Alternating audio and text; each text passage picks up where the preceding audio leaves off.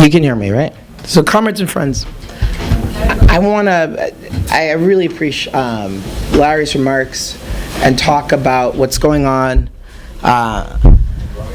in regard to anti-black racism in general in the United States and what that means. I think it's also been an incredibly amazing thing in the last few days, the level of resistance that have happened in the name of Charleston, and folks are, first and foremost, that it's a really powerful thing, and I guess, and I'm Caribbean, I'm not an African American person, but and so the understanding about what does it mean historically about a murder or massacre in a black church, that the black church is a place of organizing, a place of resistance, but it's also a place where 4 little girls are bombed. A bomb, happens in black churches. Guns are also organized. Deacons of Defense are organized out of the black church. So what has happened in the last few days in response to this has been that every AME church has either had a prayer session or some kind of vigil across the country. That's been sort of an act of solidarity that's happened. Here in New York City, which I have to say just was just, and again, even the thing about just what solidarity looks like, and I want to be really specific about New York, because there's so first and foremost in Baltimore, our own comrades in Baltimore called demonstrations, putting Freddie Gray and Charleston together as an act of solidarity, and was the first to call that and put that out into the movement, that Baltimore was like, we need to respond, and there was a place, and people thanked them online, thank you for calling some place to go. The thing that happened in New York that I think is very important is that a white activist that we know, white gay man activist, Connor Hicks, called a demonstration in Union Square. He is part of the Shutdown Crew in Grand Central that have People's Mondays, and a lot of us work with them, but a lot of folks have seen the videotape. They're in Grand Central, they call out the names, they do this incredible street theater. Stop Killing Black People was one of the actions they did with the PPA. Well, they called a demonstration in Union Square and took the streets and actually went into traffic. There's incredible footage. They spelled out Charleston with the lights.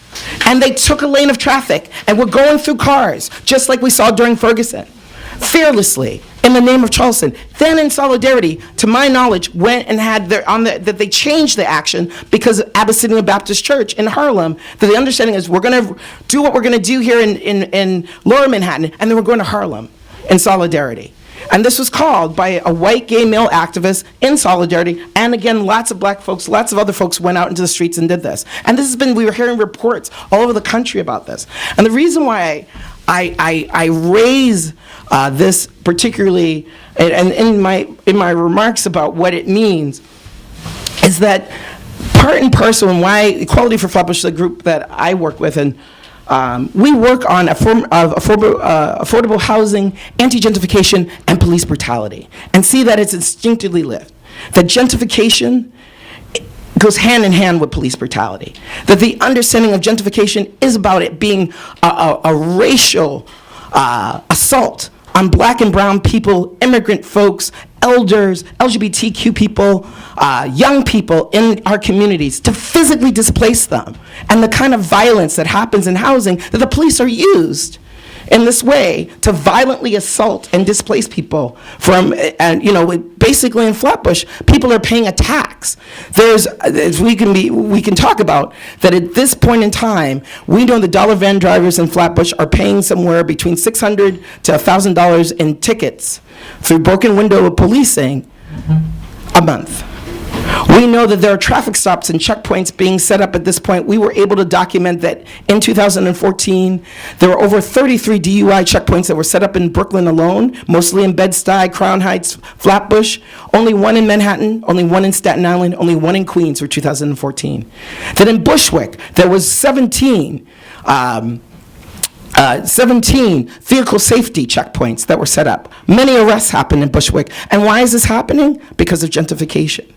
And what does it mean, again, when we talk about, we can talk about this massacre and talk about it in its context about what is happening to black people in anti-black violence, but we also want to talk about that how violent it is to displace people culturally from their homes and their neighborhoods. What it means that right now in New York City that there is an attempt to destroy the cultural, social, and economic diversity of our neighborhoods across the board. That we are looking right now, that we know that right now there are people that have slept out in front of Cuomo's office, Cuomoville, that has happened.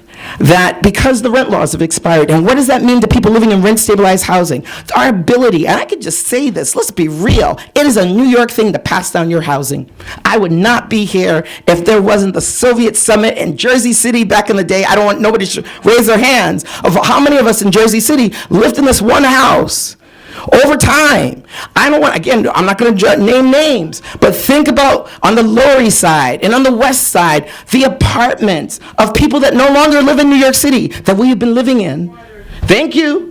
That's how it is. There are even the co-op system of working and middle-class people that got to buy into their housing. I know folks that are social workers, white women, their families live in California, and the only stipulation is that they can keep that apartment, it has to stay in their family. So it was their cousin before them, and now my friend is living in there. She would never be able to live in the West Village, but her family bought into this co-op, and it's passed down in her family. That right to pass down our apartments is under attack. And this has been, because one of the things that I think is very important with the struggle around gentrification is that they're pushing folks that have been longtime tenants out. They're pushing grandmothers out. That we know, and I think I've talked about this before, that Homeward Gardens in Flatbush, the 5 or 6 years, landlords have been hoarding checks. People have paid their rent. You maybe even gave, folks have been here a long time, you gave your check to your super. You put it in that slot. You trusted the super was going to give it to the landlord. Didn't think any. You paid in a check and a money order. You're not using Vimo. How many people even know what Vimo or Pop Money? I use that kind of stuff. But there are older folks who do not. There are folks that don't have access to the internet. Do not. They use money orders. And that's the piece of it. When the landlord then holds your check and takes you to housing court and says you have not paid your rent for 3 or 4 months, and you are sure that you have, how do you prove it? With a money order, if you didn't get a receipt. And then you have to pay not only the humiliation of knowing that you're in the right, but they've actually forced people out of their apartments with this lie. They have forced people out of their apartments. Beautiful tactic that's happening in Crown Heights right now. When you're at home, they go into your apartment and rip up the floorboards. Serious, I'm not joking. Rip up the floorboards in your house and say, oh, I'm so sorry, wrong apartment. We're doing repairs next door. I'm so sorry. Oh my God. This is real. You don't like it? Oh, well, you might as well leave. Oh, I'm so sorry. It's been a couple months now. We haven't gotten to that. I'm so sorry. You know, if you don't like it here, you should just move out. And this is the kind of energy that people are talking about, asthma and dust, that they're taking. I won't mention names. There are some folks, some comrades and friends of ours that live in a Flatbush apartment that has been made into a 3-bedroom. It does not look like a Flatbush apartment. But they're now being overcharged, and that's a new thing. New people are moving in and being overcharged $300 or $400 for rent-stabilized apartments. This is really important for young people. And why our group, I'm one of the oldest people, I'm like 40-something years old. Most of our group, Equality Flatbush, are either folks that are longtime residents, black and brown, that are like waiting really literally for a grandma to pass over their apartment, or the deed to come to them in East Flatbush, or young folks that are like, I'm living 3 to 4 people in an apartment. I'm trying to figure out who can be in my room with me and pay my rent in my room. We don't have a living room. That is a bedroom. Or even people like Sunset Park, where families are living in brownstones, where one family lives in the front bedroom, another family lives in the living room, another family lives in the second bedroom, and 3 families together is how they're able to afford their apartment. That is a crime. And then the increase of police. And then we pay a tax because we're walking down the street and now detained in our own neighborhood that we are born and raised in, that we are racially profiled, walking down the street, and now have to pay a broken women's summons. Open containers. I have witnessed in Bushwick where people have said, I was literally sitting in the park and there were 3 beer cans around me, and the cops came up to me and gave me a ticket for an open container. They weren't mine. I wasn't drinking from it, but they were near me, and they said it was mine. We spend so much time. I was in traffic court. I don't even talk about my own traffic court. There was a sister that was so brave, and she just was like, I want to just point out that the fact that it's only black and brown people here. There are only black and brown people here sitting in court, Your Honor. No, let me finish. I just want to say that this is about racial profiling. And I got so inspired, I was like, let me leaflet. I started leafleting in the court because she was so right. And again, it didn't matter how compelling it was. And I want to be myself. As Caribbean people, sometimes I don't want to speak for all Caribbean people, but there is an understanding about right and a moralistic thing. Richard's looking at me a little bit, but anyway, the point of the matter is there were Caribbean women who stood up and they were like, I am a principal at my school. I did not have the cell phone in my hand. I didn't do compelling evidence. And the judge was like, thank you. Guilty, $150 fine. Next case. Every single person. It didn't matter. They had evidence. They had pictures. The cops came in unprepared. And they were like, oh, proved my case. Guilty. Gone. And this is the kind of energy that, again, it's a tax to live in your own neighborhood. That broken windows is a tax for black and brown people. This assault. So, couple things. I'm just going to announce now and wrap up because we want other folks, we want to get to our discussion. One thing that is happening, and this is again why I wanted to raise, and thank you to Comrade Hales for talking about, I could just go on and on. Like it's so important to call it what it is. It is terrorism on black people. This is what we're talking about. We're talking about, whether we're talking about Ethiopians in so-called Israel, if we're talking about Haitians in the Dominican Republic, if we're talking about black and brown people here in the United States, about the constant onslaught of what violence is happening around the world, anti-black violence, violence against people of color in all these different ways. Again, the housing struggle as it stands right now across the country, when we talk about cities like DC are no longer majority black cities. Like people are saying, it used to be Chocolate City, and people are talking about it, Milk Chocolate City now. Really set that up. People are talking that Atlanta is losing. Atlanta is considered the white chocolate city. Oh, thank you. We can keep going. We can make all the analogies, but this is, that I'm saying this in a light way to really drive the point home. But it's incredibly painful and incredibly. I don't want to ever oversimplify it, but I think about this is when people talk about white flight in the United States, and then white flight historically have happened in the 70s and 80s, even for some communities, even like 60s and 70s, but in New York City, we're talking about really about the 70s and 80s. Born and raised in Brooklyn. Mad respect to folks that have families that have been born and raised in Brooklyn, white families, and said, you know what? This is cute here in Brooklyn, but I want to expand my family. I don't want to deal with all of this. I'm going to move. I'm going to go elsewhere. Long Island is beautiful. Yes, thank you. And folks decide to move for whatever reason. There's a difference between forced displacement that is about economics and race. There's a difference between when the city is putting on rezoning onto communities. No one asks for their communities to be rezoned and creating this tension for people in their communities. No one asks for that. No one asks, again, for 421A tax, where this is really a tax to the landlords who don't have to create affordable housing. But there's no evidence that affordable housing is created by gentrification. In fact, just the opposite research has been done in San Francisco. It is clear that the 80-20 split is a joke, because the truth of the matter is, do rich people need that much housing? We are the majority. Our class is the majority. Shouldn't the majority of the money and funding go to affordable housing? And so the Brooklyn Anti-Gentrification Network that just was founded technically this week and initiated by the Equality for Flatbush, about 17 organizations have come together in Brooklyn, and this is the very first time like a mass-based grassroots organizing is happening in the name of fighting gentrification, because we've been fighting in our Bushwick and Flatbush by ourselves, and we're like, oh no, we need to come together. And what did we do? We went and targeted the fifth annual summit of the real estate brokers, whatever this, I don't know, the summit.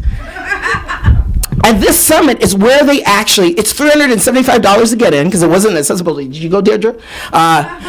Do we all plop down the $375? 600 people there. They kicked you out, yes. I just wanted to say Anne, who in her badassness, and Ruben was there too. I want to just say this. What was beautiful about this, 11:30 in the morning, people just set up tables it was at BAM, just set up on the stairs. They didn't care. There was an M-top banner blocking the entrance. CAV, Asian communities, they don't use that anymore. Organize Against Violence, set up their banners on the stairs. People didn't care. It's like, oh, rich people need to get through? No, we're here. And people marched and picketed against them. And these are the same, they said, come and connect with the most powerful in real estate. So people came and connected. People were yelling, shame, shame. People were using, at one point there was a row of young black children that were like under 11 years old going, shame, shame. And it's such a powerful thing because this is their neighborhood in the middle of Fort Greene to even have this happen. But the most important thing is these are the forces that put out publications that say how to buy out neighbors, landlords, literally, how to do buyouts to residents. They teach landlords how to do it, how to use surveillance cameras. We've been releasing these all over social media. How to release, yes, it's time. Thank you so much, how to use surveillance cameras to get tenants. So just a quick story of this. A Haitian family was told by their landlord that we know that someone who sells drugs, who doesn't live with you, went into your apartment. You need to leave and vacate, or we're going to take you to court. So again, here's this family. I don't know their immigrant status. I don't know their immigration status. I don't know what's going on in their life. But that scared them. And they gave up their apartment. Because the landlord said, we have video footage of someone that not on the lease, who we believe sells drugs, went into your apartment. And they just went, okay, we gotta go. And these are the tactics that they're using. And if you don't want to go to court, if you don't want to deal with this, you give up your apartment. So in respect to the chair who's saying, it's time to stop, I want to just encourage folks, a couple things that are happening is that we are trying, I don't know how this is all going to work, but we are trying to have some kind of march, really, going to be frank, in solidarity with Manhattan. Because Manhattan, it's like, do working class and middle resident income folks actually live in Manhattan anymore? Oh, hell yes. Hell yes, they do. And they're under the gun, especially in Chinatown, in Harlem, and the Lower East Side. And so there's talk about having a march in August in solidarity with Manhattan, that we come from Bushwick, that we come from Bed-Stuy, that we take over the Brooklyn Bridge, and we go to City Hall. And to show solidarity and come and go through Chinatown and say we're standing with Chinatown in solidarity because they're going through rezoning. And so this is coming up, and we have a planning meeting coming up on July 19th. But most importantly, the thing that I want to just encourage folks to do, if you're not involved in some housing struggle in your neighborhood, I see folks there in Hoboken, they're ratcheting up, folks in Queens and Harlem and other places. I know a lot of comrades and friends are thinking about this or already involved. Get involved. The best thing that we can do as revolutionaries, as communists, particularly as folks in the movement, is be engaged and involved in these struggles around housing, because they really are the places and the epicenter of really talking about, again, really, Black Lives Matter. Stop police brutality. We have a meeting coming up in Flatbush where gentrifiers have said we need increased police because there's so much. We have had 330 cops go to the particular neighborhoods in the last couple weeks. East Flatbush is one of them. And we have gentrifiers calling for a meeting on the 24th. So we have called for a meeting on the 24th. And to go to meet them and let it be clear that we will not let our community be another statistic of police violence in our neighborhood because you want to have another 100 cops flood East Flatbush. These are the places that we need to be and continue to be, and I really thank and appreciate comrades that have been involved in the anti-gentrification struggle, and I hope that we will continue to do that. And again, when everything is said and done, this is about fighting not only for fighting for us to stay and live and breathe and be here in New York City, but around the country, but it's also really truly about fighting racism. When you get down to it, it's about the fight against racism, to fight gentrification.